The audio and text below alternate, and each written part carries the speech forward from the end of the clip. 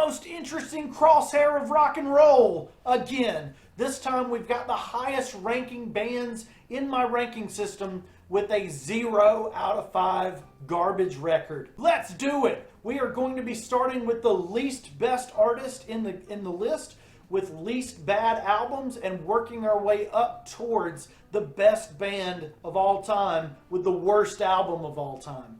At the very end, we will decide who most accurately hits this intersection of best artist, worst record. This is what we're trying to figure out here today. The first contender for best artist and worst album is, we got the Red Hot Chili Peppers with their debut album. The Chili Peppers are my 37th favorite band, and they are the lowest ranking band in this list. Just to clarify, they're the least best, and then we're working our way up to the better bands with the worst albums. The Chili Peppers, in my opinion, have two eras. The Garbage Noise, and then 99 to present, which is perfect. I don't like the old stuff. I do not like old Chili Peppers. I like fresh Chili Peppers. And those early records are just really bad. But Californication On, perfect. And before you attack me, yeah, Blood Sugar Sex Magik, that one was okay. It was alright. Number 24, best band with worst album, is Where the Light Goes by Matchbox 20. Now, I originally gave this album a pretty good review, but compared to what Matchbox 20 had done before, it just doesn't. It does not compare to the other albums in their discography, and it really felt like a Rob Thomas solo album. It just, for the extended wait time between albums, Matchbox 20 really could have rocked a little bit harder on that one. So that's why they end up here. Number 23 is Alkaline Trio with This Addiction. Following up two perfect records in Crimson and Good Morning, I ran out and bought This Addiction as soon as it came out. And I was so disappointed about the change in direction. I wanted more of the same. I know that's kind of stupid, but that's what I wanted. And that album just really, I'm glad that they changed, but it just was not what I was wanting in Alkaline Trio's next record in the progression. 22, we got the Marilyn Manson with High End of Low. I was very happy going through Marilyn Manson's discography and learning that most of it was pretty darn good. But when I got to this album, it was a slog to get through. It just sounded bad. Lyrics are bad. The artwork was bad. There's a few songs in there that are okay, but I just didn't find a lot that I enjoyed on that record. Number 21 is a band that I don't like to hate on because they are so underrated, and that's Rehab. You might know them from the Bartender song. Their discography is perfect.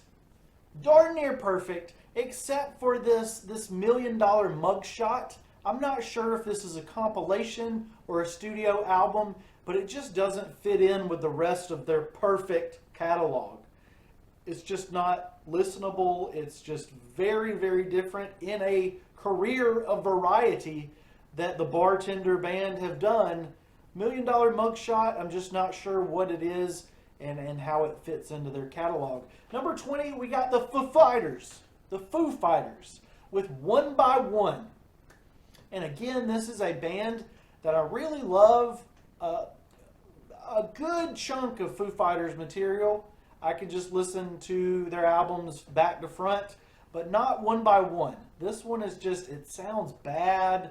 Production's bad. The songs aren't good. There's a couple of songs on there. I think there's like, All My Life, and then like maybe one deep cut that's okay. So it's not a 0 out of a 0, but it's a bad album. Number 19 is Velvet Revolver with Libertad. And this one is another disappointing step down from the record before it, as are most of these records. But the debut by Velvet Revolver, Contraband. It was perfect through and through. Every song was a banger. And then when I got Libertad, it was just very kind of meh. Just kind of meh. It has grown on me over the years, but it's still just a huge, huge drop off from Contraband. What happened to Velvet Revolver? Very sad. I wish that they would have continued with Corey Taylor. That would have been crazy. Maybe one day that'll still happen. But for now, we got to talk about the My Chemical Romance Band. Number 18, My Chemical Romance Band with I Brought You My Bullets. And I'm sure I'm going to get some comments about this, but like the Chili Peppers before them, I like late era MCR better than old era MCR. It's not a terrible record, but it's another comparison drop off a cliff where once you hear the Black Parade and Danger Days, I don't need to go back to I Brought You My Bullets. Number 17, we got the Murderdolls with Women and Children Last. They've only got 2 albums, just like Velvet Revolver only has 2 albums. God bless the Murderdolls. God bless freaking these side projects that were better than the original freaking bands. Murderdolls had the Beyond the Valley of the Murderdolls, which is a classic horror punk metal album. Very unique, very danceable. It's hilarious, it's dark, it's scary. It will leave you like, what? It's that good. But then the follow-up, Women and Children Last, just didn't do that. It's a good record. It's all right, but it just did not live up to that debut album. Now we got into the 16th band and album. Hopefully what is happening here is the bands are getting better, and the albums are getting worse. That's what we are trying to get to. And now we've got, this is related to the Murderdolls. The next band is Slipknot. And this is going to get some comments too. I look at Slipknot's catalog and I don't see a whole lot of problems. I know that they've gotten criticism, gotten a lot of criticisms about a lot of things, but I don't find a lot of problems with Slipknot's catalog. I think the debut is their weakest. I think they've kind of had, went up and down, but the debut is their weakest. I would rather put on any of the new records, any of the middle records, than the debut. The debut has like a few really great highlights, but then Iowa, the Gray Chapter, the End So Far, the Vol 3, that stuff is just woo, woo, woo, woo. I don't need to hear the debut anymore. Number 15, we got the Gorillaz with The Fall. The Gorillaz really surprised me on almost all of their records. They really changed things up. They're really different. They never rock hard. We've never gotten like a metal or hard rock or punk rock album from the Gorillaz. But it's always entertaining, except in this case, The Fall. It's kind of, I know it was like recorded on an iPad, and they're like, oh, it's so good because it was recorded on an iPad. No, it's bad. It's bad. It's iPad bad. It's really bad. It's really, really bad. Shame on you, monkey gorilla people. Number 14, we got Good Charlotte with Youth Authority. And this is one of the worst albums I've ever heard. I cannot freaking believe this is one of those albums that makes me sick, physically sick. It's just awful. I've tried to give it a chance. I've given it multiple chances ever since it came out, and I hate it. I hate the lyrics. I hate the music. I hate the features. I hate the artwork. I hate the packaging. I don't think there's any songs on Youth Authority I like. So that's a good pick for this category, this crosshair of best band with worst album. because the rest of Good Charlotte's catalog, almost perfect, except that garbage. Number 13, Audioslave. We got another side project here with Revelations. And I remember clearly, back in the day, back in the early 2000s, mid 2000s, people talked about the decline of Audioslave. It was like that first record just, and that second record had a lot of great things about it, but not quite as good. And then Revelations, blah. I can listen to Revelations, but it's just there. You know, it's like, okay, it's more Audioslave. There's no kick, there's no emotion, there's no nothing. Number 12 is a band that I defend, Everclear, and I think they've got a pretty solid discography across the board. But Welcome to the Drama Club was the first record that they came out with when Art Alakakis lost his band members and got all new band members. And I don't think it's the band members' faults, because Art Alakakis is really the writer, and he plays most like the instruments, he does the vocals, he like arranges the songs. He's the creative brain of Everclear, and yet for some reason when Craig and Greg left, the music really suffered, and I don't want to put that on the new guys of Everclear. But Welcome to the Drama Club maybe was just like an experiment to see what could be next. So I don't blame Everclear for trying something different, but this one's just kind of bland compared to what comes before and after it. Number 11 is a band you're all familiar with, Living by Words, and their 11th album is called 1+1, and it was a double album. It is a double album, and it just goes on and on and on and on and on with these weird computer-produced songs and copyrighted material, just straight up stolen from other musicians. Oh man, I hope that album doesn't end up on Spotify.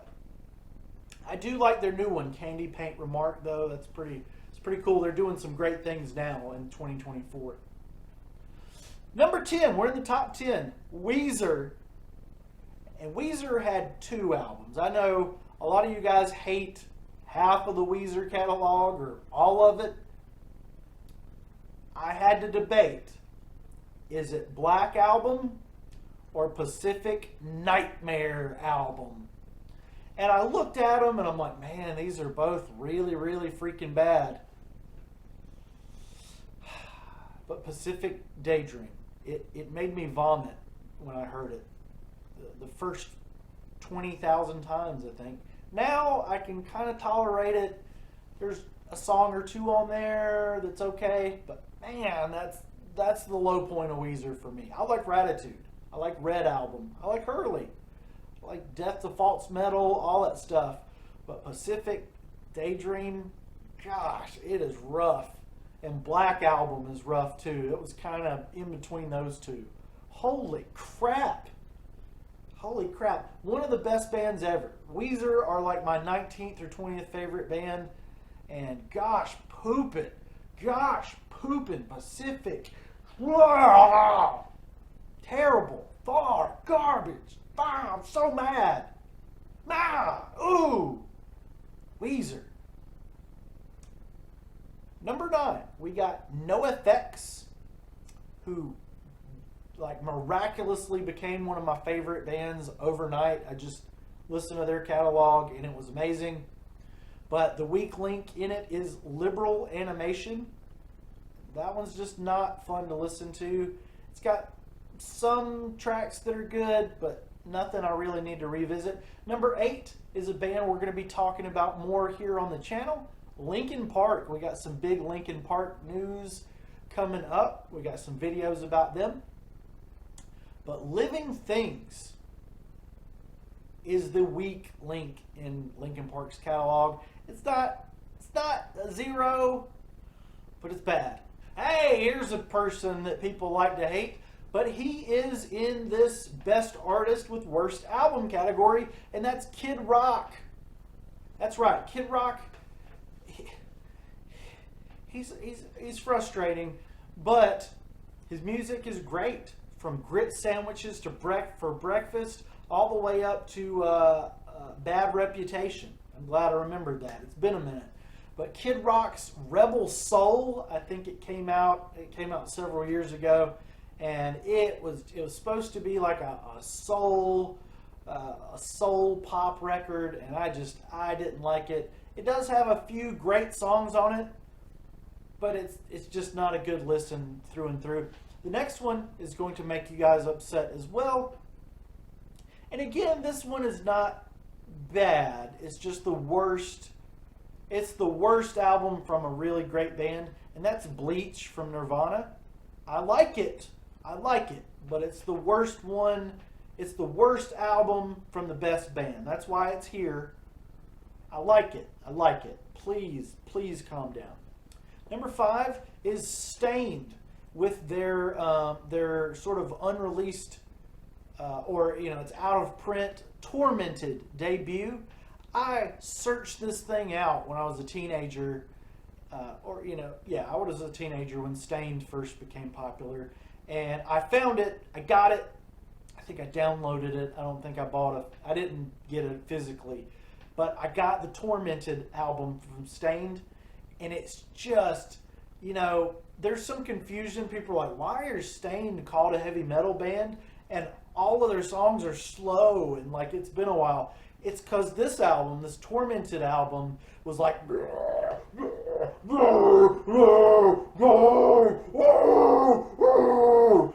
and it's just like that for like 40 or 50 minutes. It's okay, but I don't want to hear it. Then we are now in the top 4, the best artist with the worst album. And I hate to even do this to any of these guys, man. Number 4, we got Cold with their self-titled album.